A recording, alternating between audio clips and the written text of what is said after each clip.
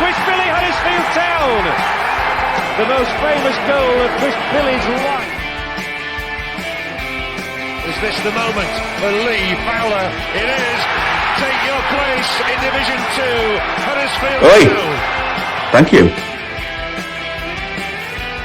And Steve Simonson's boots now. He's missed. Steve Simonson clears the frame of the goal and collapses in a heap of tears. Huddersfield Town are promoted. Skipper Schindler has a chance to write his name in Huddersfield Town legend. And he takes that chance!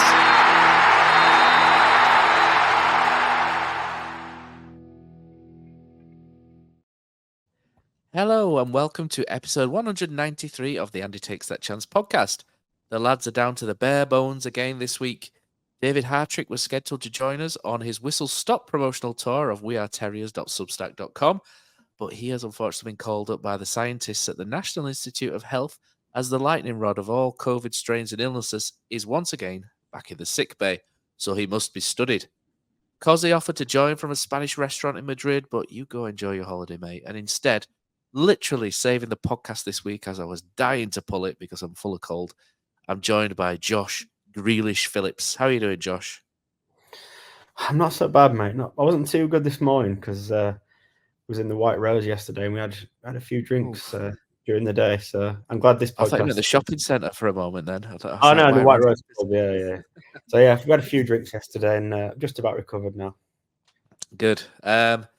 Right, so thank you for saving the podcast this week. For those of you that were unaware or would have been unaware, Josh literally stepped in this week because no one else could do it, and there wouldn't have been a podcast if he hadn't done so. So thank you, Josh. And also, thanks to Magic Rock Brewing. Are you searching for the ideal Christmas present for your beer-loving chums? If so, head to magicrockbrewing.com and check out the Town Fan Pack. The gift includes Town Lager and some socks, all in a swanky triangular gift box. And if you use our code of AHTTC10, you'll get 10% off. What a do. So, Huddersfield Town 1, Bristol City 1. I warn anybody listening, this is probably going to be a relatively quick podcast, a quick summary, because it wasn't really that fun to watch. It's probably not going to be that fun to go over either. I think my initial thought when I saw the team, and it was Stephen Chicken who brought this to everyone's attention, was that Sorba Thomas was suspended. Stephen, follow him on Twitter if you don't. He was the one breaking that on my timeline anyway. And my heart sank a little bit, to be honest, Josh, because he's such a big miss when he doesn't play because he's literally the only creative outlet that we've got. But on the other hand, he has been lucky. He did look a little bit leggy at Swansea, and you just think maybe a little break might do him a little bit of good. But this is one of those games where you were like, oh, you're home against someone else in the bottom half. You ideally need Sorba Thomas on the right-hand side, don't you? Yeah, I'm with you on that. I thought I fancied us for the win, but then when I saw that Sorba wasn't available, I changed my opinion to a draw. I think he's been brilliant last couple of months. Darren Moore, fair play. He seems to be getting a tune out of him. And Sorba actually came in and did a quick chat in the White Rose Club, and he spoke pretty well, to be fair. How many times did he say, yeah, of course? Because he pretty much starts every sentence with that. Well, he? Yeah, probably just zoned out of that because, yeah, of course. Yeah, so it was always going to be tough without, your main attacking outlet because everything's been going through him, really. So, yeah, big miss, and we missed his set pieces as well, I thought. We missed everything. The set pieces, we're doing a strange thing from set pieces at the moment where we're doing that sort of driven Danny Drinkwater-esque corner and then trying to head it back across the box. And, it worked, didn't it, against Sunderland?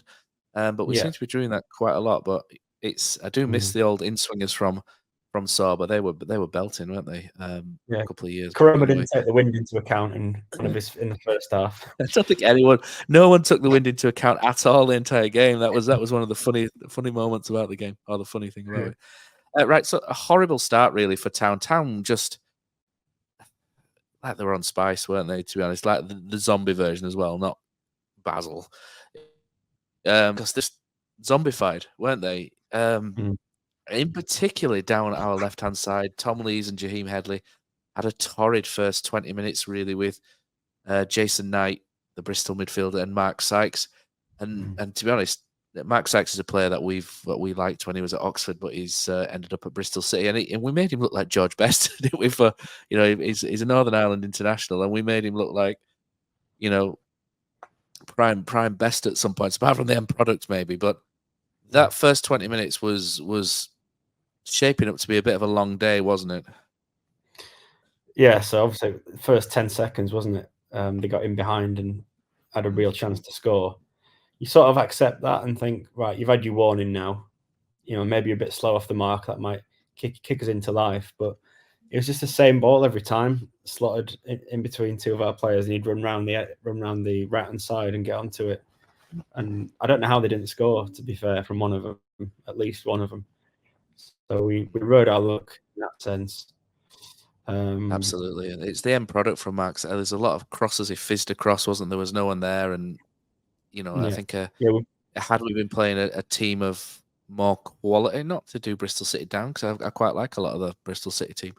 I think had we been playing a Southampton or Leicester or any of the top 4 or 5, I think we'd have probably been 1 or 2 down, wouldn't we, quite early on, and then it's a mountain. But to be fair, we weathered a bit of a storm, and sometimes on the podcast, people in the comments sort of say, "Oh, these players blatantly aren't playing for Darren Moore," but they blatantly are playing for Darren Moore. They might not be playing very well, but they're certainly playing for him at the moment, Josh.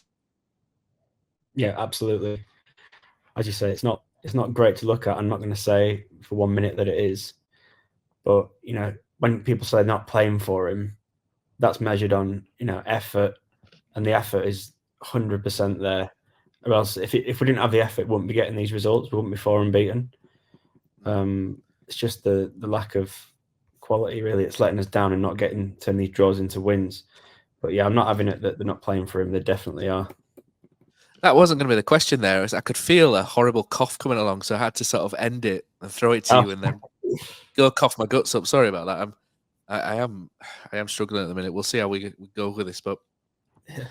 With Town under the pump, the corner comes in, and where I was going with that is David Kasumu goes charging out, and just talk us about how he blocks the cross back in and charges upfield, and lays in the dock. Yeah, it's fantastic bit of play from Kasumu. Getting straight out there, not giving him any time, getting straight in his face, and he got his reward. He blocked it, and he got a nice bounce of the ball as well. It set him, he had the whole pitch to go at. And he showed a good turn of pace as well, actually, which I didn't know he was that quick. But I think, part of it may be the fact that the defender didn't want to touch him because he knew that, his potential for a red card there. But then also, once he got into, near the goal, to have the composure to put it on a plate for Bergzorg, brilliant bit of play from Kasumu. I've always been a big fan of his. And I really hope that this is the time now where he's not going to get any injuries. Every time he goes down, he went down yesterday with cramp a couple of times, and you think, let's hope it is just cramp, because I really want him to get a run inside now, and I think he could be, if he could keep progressing and I think there's a lot more to come from him. Yeah, and obviously that pass is perfect for the doctor, who, all good clinicians, give Town a good shot in the arm, didn't he? For me, Kasumu's been excellent. For 3, I think he dipped slightly against Swansea, but you can forgive that because he's coming out of a period of not playing for a couple of months, and then he's thrown into 3 or 4 games in a short period of time, and so against Swansea, I think there was a little tiredness crept in, but he was back at it, and I thought he was outstanding. Outstanding yesterday. It was yesterday. Honestly, this cold is actually addling my brain. and next to Jonathan Hogg as well, I think Jonathan Hogg's an interesting topic of conversation, because I think I usually get accused of being too harsh on Jonathan Hogg, but yesterday, sort of passing aside some of his passing, but his passing's always been sketchy. But I actually thought he did a lot of good things yesterday, but there's a lot of people sort of saying he was useless. But I thought Jonathan Hogg was quite good next to Kasumu. I mean, some of those passes, and I mean the free kick at the end where let's not bother talking about that, how he gave it to Reg, and I don't know what Reg was thinking. Oh, I was fuming. Yeah, I thought in terms of like off the ball, I thought Hoggy was really good at picking up the seconds again and dropping into good areas, and I thought he did quite a lot of good things. To be honest, it's just the distribution was a little bit off, but I thought he did all right. I'm with you there. Yeah, I thought he had a good game. Yeah, I was surprised to see, some people said he didn't have a good game and he got, lowish rating from Stephen, who's, we see the game different, don't we, sometimes? But, but yeah, I'm with you. I thought he had a good game and just I did mean, his if you're usual looking at stuff. He's still doing it, I isn't mean, it? Whatever age he is now, he's still playing at that high level. yeah, just turned 35 last week, so happy birthday, Hoggy. Yeah. But I thought he did. I thought he did all right. Me. I I think mean, if he if you're wasn't in looking the at team, Jonathan Hogg maybe to be the creative central midfielder, then you're looking at him wrong, aren't you? That's the yeah, bottom end of it with Jonathan Hogg. But if he wasn't in the I team thought yesterday, I'm not sure we get the draw. no, and I thought he was quite a large contributor to Huddersfield wrestling the initiative back at after sort of like 20, 25 minutes, because that was going one way, and I felt like he organised us a little bit better. And you could see him constantly talking to Lees and Maxwell and organising and moving the pieces around, and that's what Hoggy's good at. It's like when you're a kid at football training, isn't it? And having your football coach playing five-a-side with you, and he's sort of moving you around and telling you what to do. It's sort of a similar sort of thing, isn't it? But Yeah, that long range shot as well. I thought, got a bit of power behind it. It's better than his usual shooting. It didn't have the arc on it, did it? It was kind of like straight over. But yeah, keep him off free kicks though. Yeah. So the first half, I think it was a bad start, but it got better and it ended okay as well. The second half though was just it started really poorly and never really recovered. It was a really poor second half from Town. I mean, Bristol scored straight away, didn't they? They threatened in the first 10 seconds of the first half, where Sykes gets in behind Headley and then Headley almost scores an own goal, but thankfully Maxwell was quite quick off his line to block it. But the goal Bristol City scored, we give the ball away. Our passing is bad. It's really, really bad, and it has been for years now. It's nothing new. We give the ball away quite cheaply, and Bristol City just dissect us, and it just felt like the entire back three was just a step off. Usually they're a little bit more switched on to danger.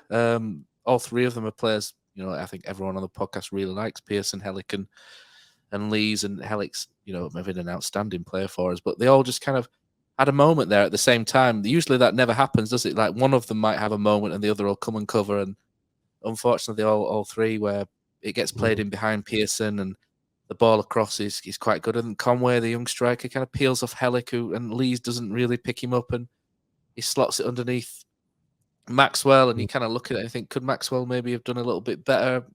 Maybe, should he? I don't know. So you kind of just chalk that back, just kind of chalk it up to a bad goal all round, really, don't you? And it's not exactly the start to the half you want, is it? No, and I've only just watched it back now because I didn't realize the second half had started. And then you text me saying, quaffing, right? You're still quaffing your mulled wine. Yeah. So that wasn't pleasant to go back up when it's 1-1 and you feel like it's weird because you're not. It was my WhatsApp to you, wasn't it? You were like, I think that's what alerted you, and you were like, "What?" Yeah. I've watched it back now, and yeah, like you said, just caught off guard, weren't we? Open. I think all of them, all of them were just same way the first half started, really, wasn't it? Maybe that's an issue. Maybe we're a bit slow off the mark at the start of halves. But the first half, I thought it was quite fairly enjoyable. I thought we gave as good as we got. Second half, I think a combination of the weather deteriorating made it more difficult because we were playing into that, and a lack of options off the bench. There's not really a lot you can do, and we just sort of ran out of legs. And by the 70th minute, I was thinking draw is probably the best we're going to get from this. And I knew we weren't going to score. I absolutely knew we weren't going to score, but we should have had the opportunity to do so. For my money, the worst refereeing performance we've seen all season by Andy Davies. I thought it was a complete disgrace in his officiating. I thought it was horrendous. The number 8 for Bristol City absolutely scythed Kasumu twice, both stonewall bookings. Even a Premier League may have even given a red for one of them. neither time of booking. I just thought that was unbelievable. And then their man runs into Matty Pearson, and then he books Matty Pearson, and then he books one of their men at the end as well for not even fouling it. We're just like, what? This guy was incredible. But the most grating decision is the penalty, isn't it? Penalty decision, which obviously wasn't a penalty. Bergzog flicks it in. The defender puts his hand up. It hits him around the elbow. Unbelievably, according to Cosy, the Bristol City commentary team were like, "No, there's never a penalty in a million years." It is a penalty in a million years, every day on Sunday twice. It's an unbelievably bad decision, I thought, from the referee. It's in an unnatural position. The linesman can see it. The referee can see it.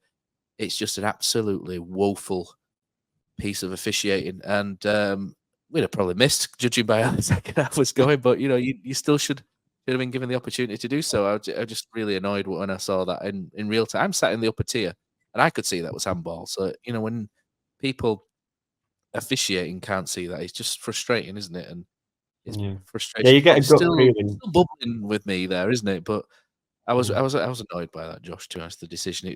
I just don't really see it being a debate at all. It's a Stonewall penalty, and and the referee should be bumped down to the conference as punishment next week, in my opinion. Horrendous performance. Yeah, you can sort of tell when you're at the game in real time. You have a gut feeling. Like sometimes you'll appeal, and deep down you know it's maybe not. But on that one, on first viewing, I thought definite penalty. But it didn't surprise me they didn't give it because like you said, he was very poor. He missed a lot of things, and then he was fussy about other things. And I just thought not a good performance from the ref. Didn't help us out at all, really. No. Well, we need that at the minute, unfortunately. And then the rest of the second half, it was just lackluster. I mean, you said you enjoyed the first half. I didn't really, and I enjoyed the second half even less. I was a few points in by that point, so maybe I was. Yeah, you've got that excuse, haven't you? Whereas I had a sugar-free Vimto or something. So yeah, not quite the same for me. But Town in the second half, an XG and expected goals of 0.05 in that second half, and it's just not good enough, really. I know we're still struggling with fitness and players down. We miss Radoni, etc. But to offer that lack of threat in the second half is just disappointing, really. I know it's on the back of a hard couple of weeks, and and I think people are going a little bit overboard on Darren Moore, if I'm honest. I'll sit here and I'll say, and you go back to the first podcast we did when we got Darren Moore in. Me and Brady did a podcast, and the whole point of the podcast really was to persuade me that Darren Moore's a good appointment because I didn't think it was. So I'm not exactly a Darren Moore fan. But I'm not going to take the opportunity to jump in on him either because there are situations stacked against him. He's got Danny Ward, who after 25 minutes, Danny Ward was done. He was absolutely done on his feet. He had to come off. Bergzog's been playing with a kneecap issue. He was after the second half, he was completely done. I mean, he's got these circumstances that he's having to deal with, and he's got nothing to replace them with. And the only other striker that you can really choose is Josh Karoma. So if Danny Ward has to come off because he's barely moving, then the only option, I'm afraid, is to put Josh Karoma up front and then replace the right wing back. And who do you want on at right wing back? Tom Edwards? I thought that was a bit of a lazy comment from some people. So taking a striker off a defender, blah, blah. But even they didn't change shape. I mean, the shape didn't change. The shape didn't change, did it? It's just, I know it's frustrating because you're at home and you want to be on the front foot, don't you? And we sat here and we're going, it's boring. The XG of 0.05. Well, yeah, he took a striker for a defender. That's not going to help that. But there's no one else on the bench to bring on, and Danny Ward's done. What I mean? He's and the thing is, you're also thinking about Tuesday as well, because if you keep some of these players on for 90 minutes, the hamstring's going to twing. Or twing. That's not even a word, is it? Twang. Within sort of 10 minutes against Preston, if you start them, it's such a balancing job he's doing at the minute, and it's so stacked. Like I say, it's stacked against it. I think if we perhaps didn't have a game on Tuesday, maybe Ward would have stayed on and they'd have pushed a bit more. But you've got to sort of look after players as well. Yeah, because like you said, having such a threadbare squad, when you've got injuries, the last thing you want to do is get more injuries, because then you're gonna have to start playing kids, aren't you? If and they're injured. Harriet's injured and Woodland's injured. Yeah, no, beyond them, I don't know. Is there anyone else? Any other strikers at the club? What's it called? Is it Hakim or Hassim Bakri, who at the minute has scored a couple of goals for the under-19s? Oh, He's yeah. next, isn't he? Or Charles Ondo. Charles Ondo, they flirted with him as a striker, Ondo. didn't they? And I then moved wanna. him back to the Yeah. wing. I think. Yeah. Father's played him up front, didn't Yeah, he'd never seen a striker, that lad, in his life. he? He'd No. gone from left back to left midfield. And I think he played one game up front and done all right, and then they've thrown him in the Yeah. first team, and he didn't look natural. But as a left-sided player, he looks quite handy. But yeah, so Yeah, look at the bench. There's 3 kids on the bench. Never. I think it was Michael 3. Stone's never been on the bench before, so that's Never something to been. celebrate. Yeah. It's not something to Yeah. be disappointed with. It's something to celebrate that Michael Stone, I think he scored twice against Rangers in midweek for the B team, and then he's been rewarded with a place on the bench. I think that's a good thing, and that's what you want to see, isn't it? You want to see people playing for the under-21s or 23s, whatever it's going to be going forward, or B team, and then being rewarded. You want the with other on 8 the bench. subs to be senior. It's a good thing, but you want the other 8 subs to be senior players who can play in many positions. Ideally. Whereas they were all defenders and a couple of midfielders. Yeah, and that it just indicates the problem, doesn't it? And it puts such pressure on January, because I've been sat here for months thinking, if we make a mess of if this January mirrors last January, Huddersfield Town will go down this season, and I don't say that easily.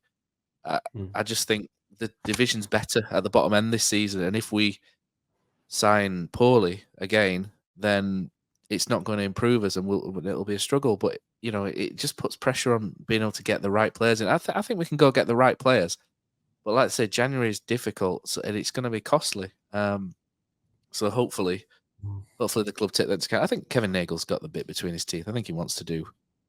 I think he wants to go out and get players. I don't think he's sat there thinking, do you know what, let's get through to the end of the season with a threadbare squad and pay minimum, and then we'll see what happens next year. I don't think he's thinking that for a second, but I think he's thinking, they've been having, like I say, we keep saying he's been hamstrung by the financial forecast in the FFI, where they've not really been able to spend a lot in the summer, and they've had to release more to try and rework the wage bill, and a lot of stuff was done by Neil Warnock, but they've removed that now, and it's all down to Mark Cartwright and his team, and let's see what they can bring in. He did, brought in some decent players at Stoke initially, so hopefully we're looking going to be good, going to be in good shape. But anybody who thinks there's going to be 5 or 6 signings on the first day of January probably will be disappointed, because a lot of these are domino effects, aren't they? It requires sometimes a big club to allow someone to leave, and clubs that are going for things and have players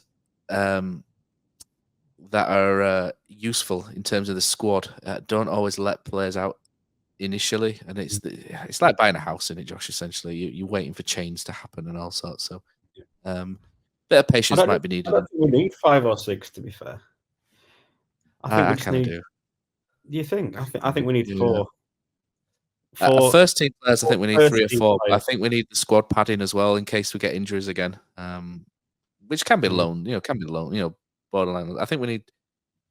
And the thing is, the first team players have to have, 1 or 2 of them have to have magic in the boots. They can't just be Martin Waghorn, although he's doing all right, isn't he, at Derby this season? But it can't be a player like Waghorn who comes in and scores 1 goal in 18 games. It can't be that. It's got to be someone who comes in and scores 7 or 8 in 18 games. It's got to be someone good, someone who changes the dynamic of how we play, someone who can hold the ball up, bring others in better than what we're doing at the minute, someone who can do things by himself, and then maybe more support for what. So when Sorba's suspended or he's injured, you're not sat there thinking, oh, well, we're not going to win today, we're going to draw now because our one player who can create things is out injured. We just need more in that attacking area, and hopefully we can do that. And we need someone to find. Let's be upbeat for that. Yeah, we've got a lot of players who like running with the ball. We need someone to pick them out. Yeah, I'm interested. I'm hopeful Jack Redoni will be back as well soon, and we'll that'll make a difference as well. Jack Redoni was good, wasn't he? Very good at the start of this season, so he'll be a difference. And Ben Wiles needs to get fit. Ben Wiles struggled a little bit again. There was an opportunity in the second half, wasn't there, where he was played in, and instead of hitting it on his left or opening his right foot, he kind of tried to cut back, didn't he? And it's just a little sign of a slight lack of confidence. I saw not a lot, but I saw a fair bit of Ben Wiles at Rotherham, and the one I saw at Rotherham before he got injured would have would have just belted that, and it'd have been on target. Mm. He was a good player at Rotherham before his injury, and he's just sort of struggling a little bit just to get going. It's a shame, really, Yeah. because He if he, started all right. His first game at West Brom, I was impressed with him. Yeah. I'm not sure if he's picked up a niggle or something. yeah, I think there's something not quite right there with Ben Wiles and his, but it's a shame because there's a good player there, and he's not had a chance to really show that yet. But I mean, the second half lackluster. The podcast is starting to be lackluster at the minute because we're picking things out, aren't we, to talk about? But does this result sort of put pressure now to get a win versus Preston? You're looking at Sheffield Wednesday keep winning. QPR are now two. Amazing. We're 4 unbeaten. We're talking like we've lost the game. We haven't. We've got a point, but we're 4 unbeaten. Yet we're closer to the relegation zone now than we were before the start of this run, which is crazy, and that's because QPR have won 3 in a row, and they're 2 points behind us now. I think there were 7 or so at one point, and it was, only a couple of weeks ago, and they're absolutely flying. Chair and Willock are starting to play well under the new manager, and all of a sudden they're starting to look decent. And Huddersfield have sort of rejoined the bottom end of the lower mid-table pack, which is good. So we can now look up and down when we're looking at results, because a couple of weeks ago we were just looking at Rotherham, Sheffield Wednesday, QPR, weren't we? And just sort of saying, if we can match them, it's all right, we're good. But now we're starting to look at Millwall, we're starting to look at Plymouth and Coventry, Birmingham. We're starting to look at all of them now and thinking, if we can just get in the mix, or in that mix before January, and then get those 3-4 players in January that we need, then we've got a really good chance of doing all right this year. And we could, and if we get 1 or 2 who are really decent and, change our luck, if you like, we could push further up rather than having to look behind our shoulder all the time. So, and that'd be nice, wouldn't it? So no pressure, Mr. Cartwright, on that one. So I'm sick of being 21st. Going back to the original point. Yeah, going back to the original point though, is there now pressure to get a win versus Preston on Tuesday night?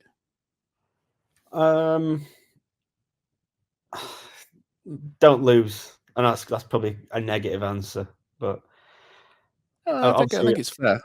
A win would be nice, but I think realistically, we're still in a position where we are trying to muddle through to January. And although I saw Preston play against QPR, and they were pretty bad, but then they've got a draw at Norwich, which is not a bad result. So, if they're getting a draw at Norwich, then they'll fancy a draw at least against us, won't they? So, but I mean, we're looking at the table. We look at Huddersfield Town are in 21st on 21 points. So we're tracking at a point a game. I mean, 46 probably keeps you up, or it would do normally.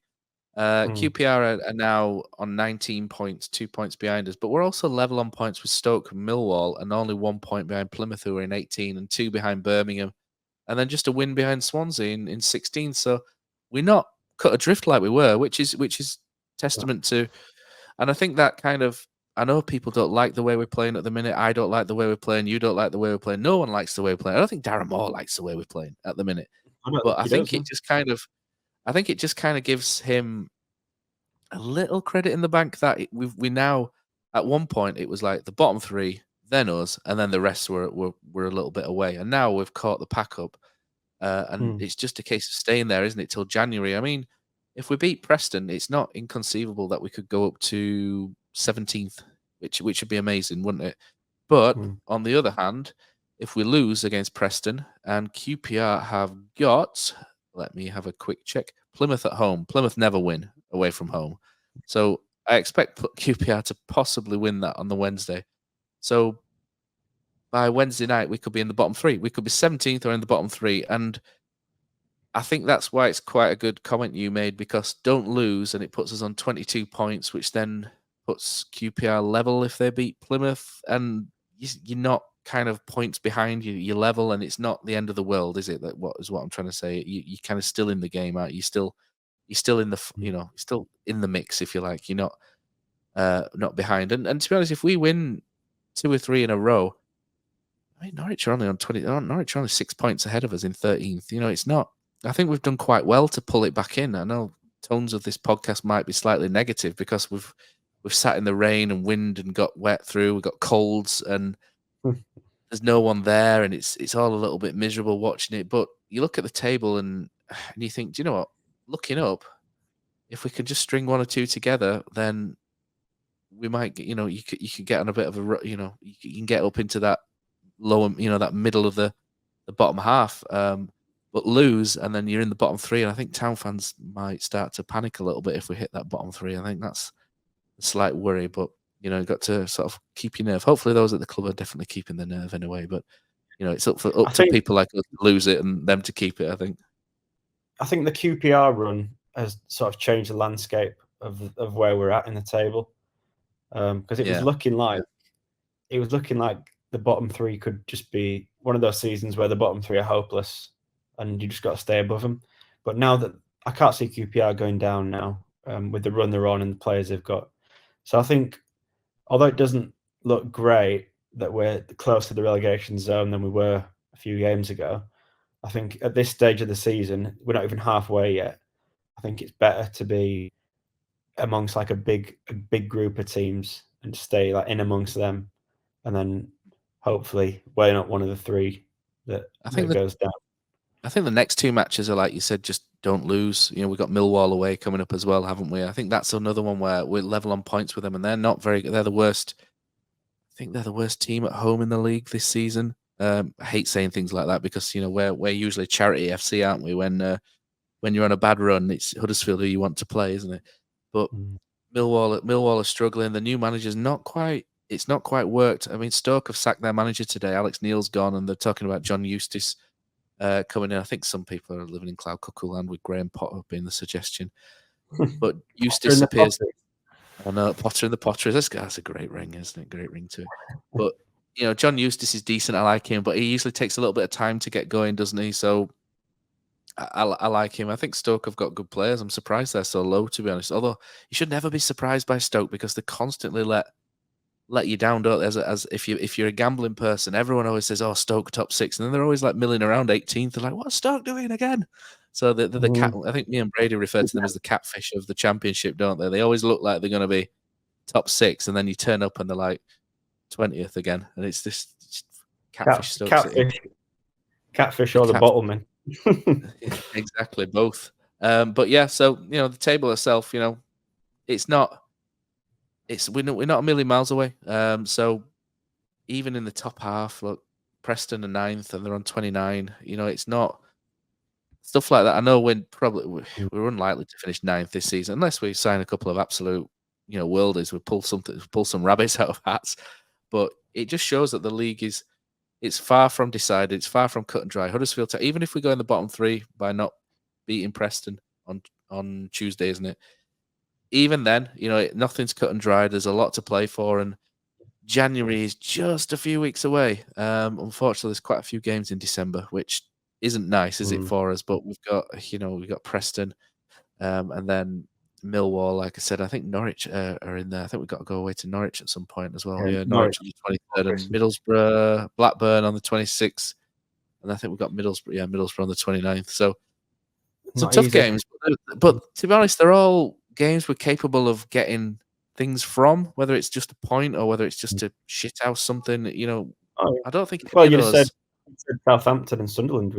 On paper, we're not going to get anything out of them, but we've got 4 points, so you never know. Exactly. This like I say, this team is playing for Darren Moore. It's not playing great football or anything, but I don't think there are many players there that aren't putting it in for him. It's just grinning and bearing it until January. And it is hard to grin and bear it when you sat there and you're getting rained on. And I mean, there were people in the lower tier of the FM in the FM lower, or the bigger red end or whatever it's called. And there were people in the lower tier they were just having to move up to the back. It just wasn't the nicest. It was just. I think it looks in a way it looks worse having like 50 people in that stand than closing it. I get the idea behind it. You want fans behind the goal, but I think about it. Look at the weather, the time of year, the crowds are low anyway. I think that's maybe one to look at and maybe try reopening it once it starts, brightening up and things are getting better again on the pitch. And maybe that's an idea to revisit, but maybe keep it closed for now. I don't know.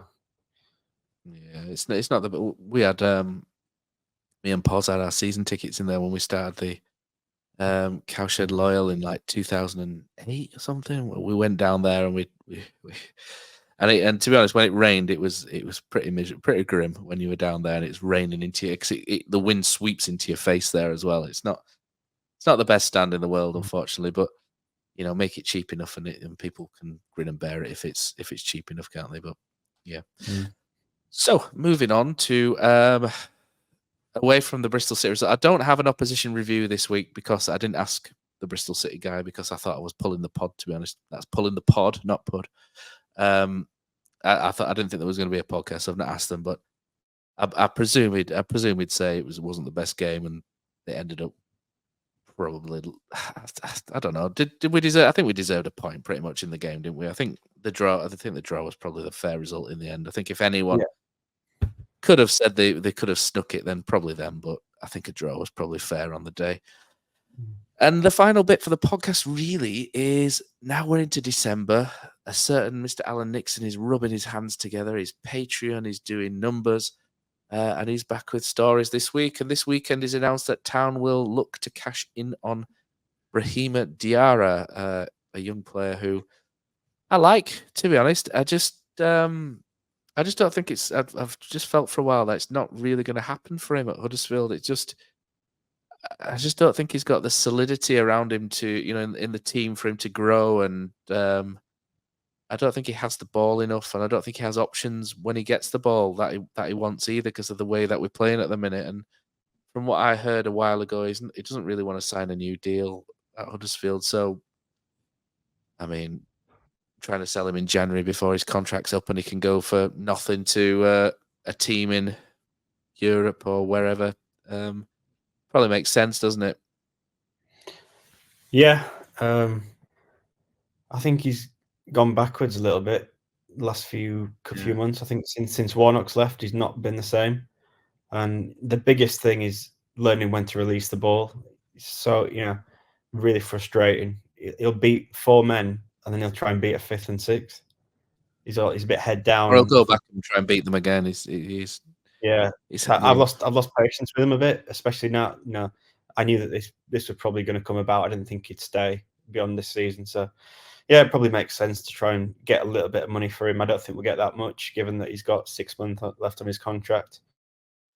I mean, but, yeah, a couple of add-ons and a sell-on fee, and you'd be quite happy, wouldn't you, just in case he makes it. And Nixon says that Leicester were quite interested in him at one point. I'm not sure why Leicester. I suppose you can see it's still only 20 or 21. He's still got a lot of development on his side, hasn't he?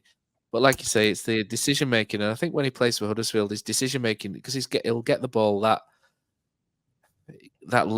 when he gets the ball in certain areas, we need his decision making to be spot on every time. Otherwise, we're not going to have the ball for 10 minutes. It's just the like I say, the style that we play just doesn't really suit him. Whereas under Neil Warnock, we played differently. We only had low possession, similar, but we got more men forward when we broke out. We tended to get a lot more people forward, and there were a lot more options for him to do things. And I think Neil Warnock kind of understood how good he was. Because to be fair, Diarra is actually really good off the ball. You watch him off the ball, and he's really good. Actually, it's on the ball where you would think it was his strength, but to be fair, he's really good at blocking the passing lanes and working hard and back, and he gets tackles in. He's really good at that. To be fair. It's like I say, it's knowing when to release the ball or just looking up at certain moments. And I think he could get away with it a bit more in a better team. He'd be like lightning in a bottle, wouldn't he? In a team who attack a lot more than us. Whereas with us, he gets the ball and he might have Danny Ward 30 yards from him, marked by 3 people, and he's got to run with it and try and commit people. And I think it's probably a bit too much on him at the minute, but. It's just one of those things, unfortunately, that it seems that it might be that he goes elsewhere. And I've met him in the club shop. He's a lovely guy. Wish him the best of luck if he does move. And I would like to keep him, to be honest. If he'd sign a new contract, I'd quite like to keep him. I think in time he'd be quite decent if we got better players in. But I think it's just the situation, isn't it? We probably still need to get some out to get better ones in, if you like. And if Diarra has to go to bring in somebody who's 25, 26 and a lot more settled in what they're doing, then maybe it's what we need to do. It's just It's just the way it goes, isn't it, Josh? It's just decisions that they have to make. But he also goes on to say that we're in the queue for Joe Gelhardt at Leeds. I can't say his name. Gelhardt. I mean, he was on loan at Sunderland last season, and he got 3 goals in 18 games at Sunderland. One of them against us, typically. This is one of those where I kind of see it, and I think, yeah, he's all right, but I don't really want him to be coming in to be the main striker by the same token. And I think that might be what I think if I were Leeds United, I'd be like, well, I want him to go out, learn, play every week and develop. Whereas with us, can we afford that in the situation we're in? Can we afford somebody who doesn't really hold the ball up that much, has a few tricks here and there, can run the lines a little bit, doesn't score a lot of goals so far? I mean, he's 21. At some point, Gyökeres at one point at 21, 22 was similarly just quite good at running the lines, didn't score a lot of goals, and all of a sudden, it just happens, doesn't it? I'm sure Gelhardt, it'll happen for him at one point, but for me, I'm not sure I'd want to put all my eggs in that basket at the minute. But if he's secondary to another striker, then I'm probably more for it then. Yeah, I agree on that. He's only scored 6 league goals in his career, in 75 appearances, for a lot of which will have been off the bench, granted. Yeah. But if he's your only striker and he's your main man, that's a hell of a gamble for someone who's got 6 league goals. So he's an exciting player. He burst on the scene at Leeds. He can play wide a little bit as well, can't he? That's something else to think about. Yeah, if you play in the front three, he could come in from one of the sides, can't he? Yeah, sure. Yeah, that's an option. I've been impressed with him when I've seen him. I think, I don't know now, but Leeds fans rated him highly a couple of years ago. But yeah, also, with him being from Leeds as well, some people won't like that. So it won't be a popular signing with everyone. But yeah, let's see if it happens. I think over that, don't you? Well. Yeah. Yeah, I mean, Hull are interested in everybody. I think that there'll be some. I'm in like a group of other championship content creators, and all of them are saying we need a striker. Everyone wants a striker all of the time, and I'm just like, great. You know what I mean? Because there's Huddersfield Town sat in 21st in the table, possibly could be higher, possibly could be lower come January, and you're just thinking, in terms of options, are we going to get picked over a Middlesbrough or Middlesbrough? Who else will be looking? Norwich, or it's more difficult for us, isn't it? In this national market, if you like. I think Town's best success might come abroad if we've got if Mark Cartwright's got a couple of people that he trusts abroad. I tend to think that maybe bringing in players. I think a lot of times clubs abroad tend to be a lot better run than championship clubs, shall we say. And they'll be thinking, right, we've got a number of clubs will be thinking we've got a player with 6 months left on his contract. Now's a particular time to sell. And I think there's probably quite a lot of forward players across Europe who would qualify for work permits and things like that. The rules are slightly changing, aren't they? But I'm not quite sure if they're brought in yet with the 4 foreign player rule that they were going to bring in. But I think Town might get better success if they look abroad rather than domestically, because domestically, I think it tends to be the same clubs look, the same 10 to 12 clubs look at the same players, and I'd obviously pick Town over everyone every time because I'm a Huddersfield fan. But I think if you've been realistic, financially, Huddersfield, I don't think are going to be, out muscling Middlesbrough or whoever. But abroad, if there's clever, I think Town might gain a little success there, and that's what I'm kind of pinning my hopes on. Whereas Gelhardt, I mean, yeah, you take him, like I say, as a second option to, another striker who'd be your main number one.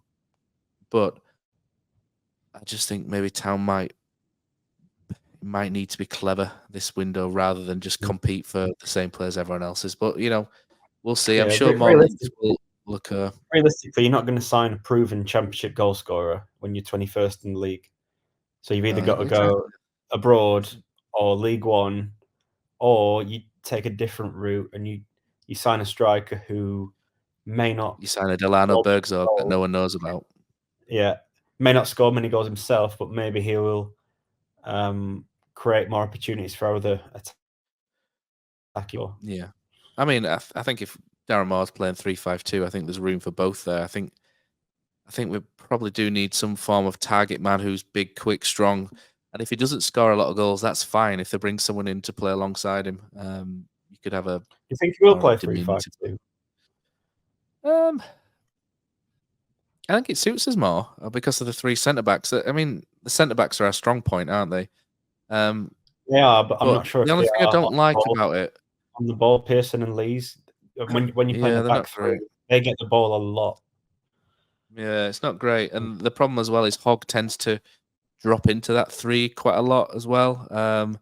And Kasumu is not blessed with a lot of passing ability either. He's like I say, set the goal up great, but he's not someone who dictates the game. I'm trying to say he's good at driving forward. He's not an Aaron Moy type. So yeah, so we do need a central midfielder who can dictate the game and knock the ball around as well. And if you're playing a back three, then Hogg and Kasumu is like double protection, isn't it? It's like I almost said something inappropriate then, but it's that kind of double layer, if you like, of protection.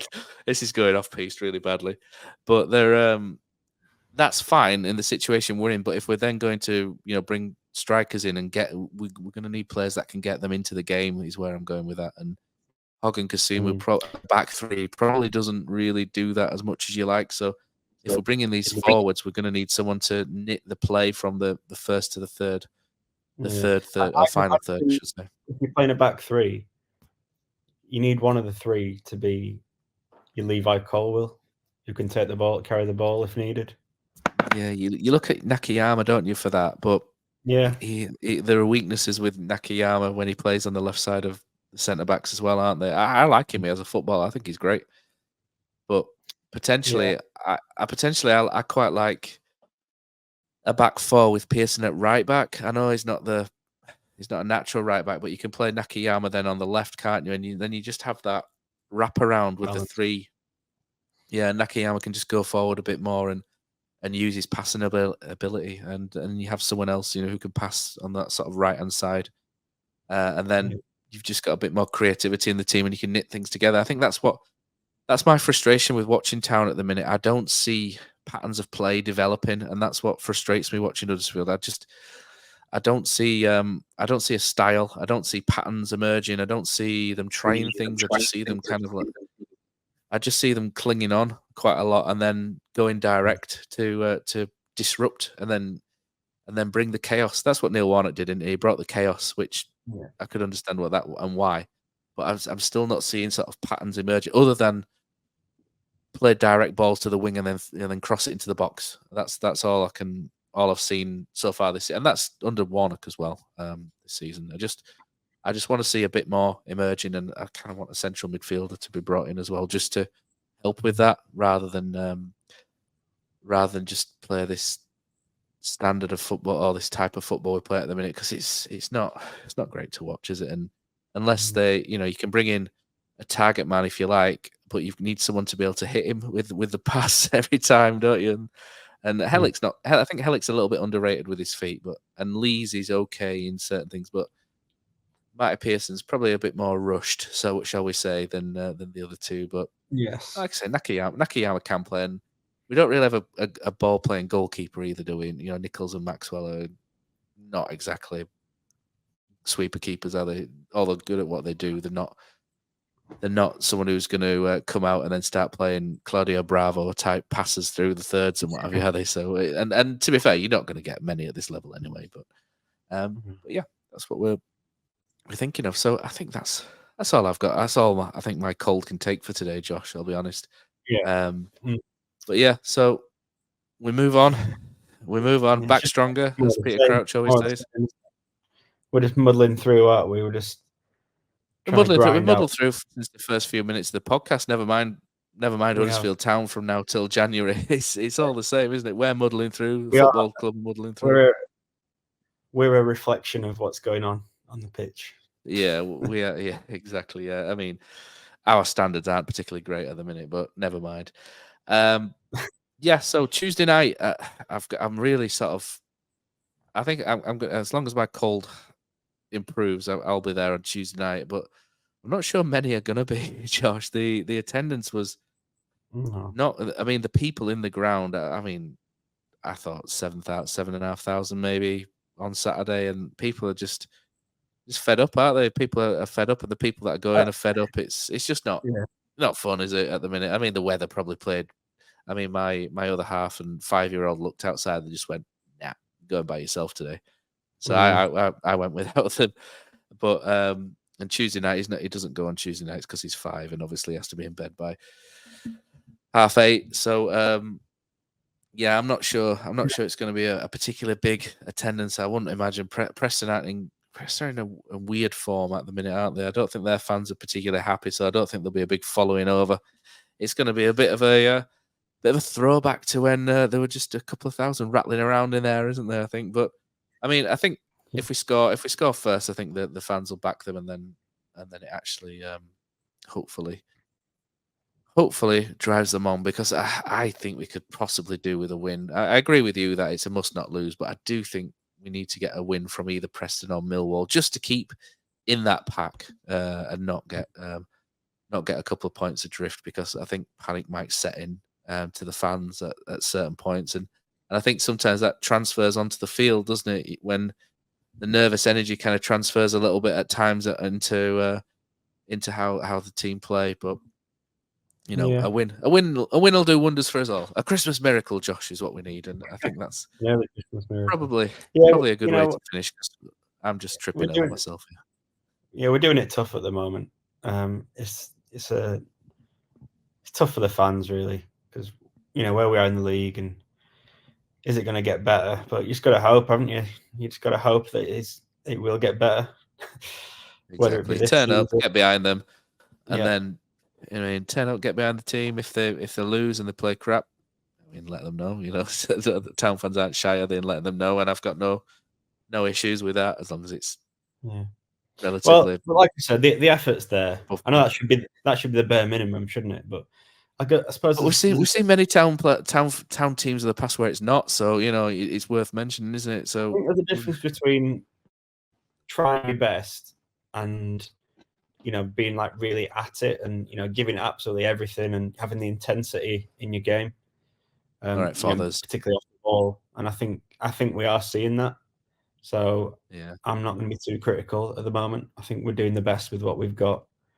I know not everyone agrees, and that's fair enough. And a few weeks ago, I was more of that opinion, but last few games, I've sort of bitten the bullet and thought, we are where we are. All we can do is just try and stick with it. Yeah, I thought you were going to say, if you're not training with intensity. I thought that's where you were going with that for a moment. I thought you were going to go full fathers. On another day, we could have won, but the referee was not a credit to his family. Yeah, oh god.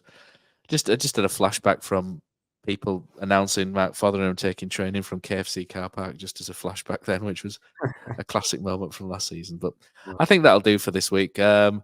Thanks, Josh, for saving the pod, and we will be back next week with Mr. Hartrick if the Institute for Science and Illness let him have us back. Cheers, all.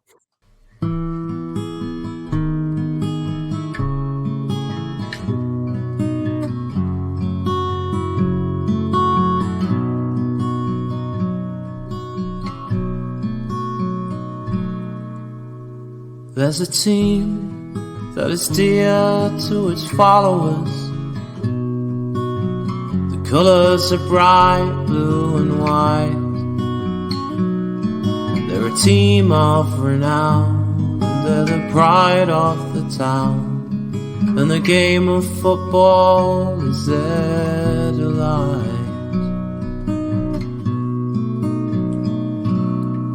And all the while upon the field of play, thousands loudly cheer them on the way.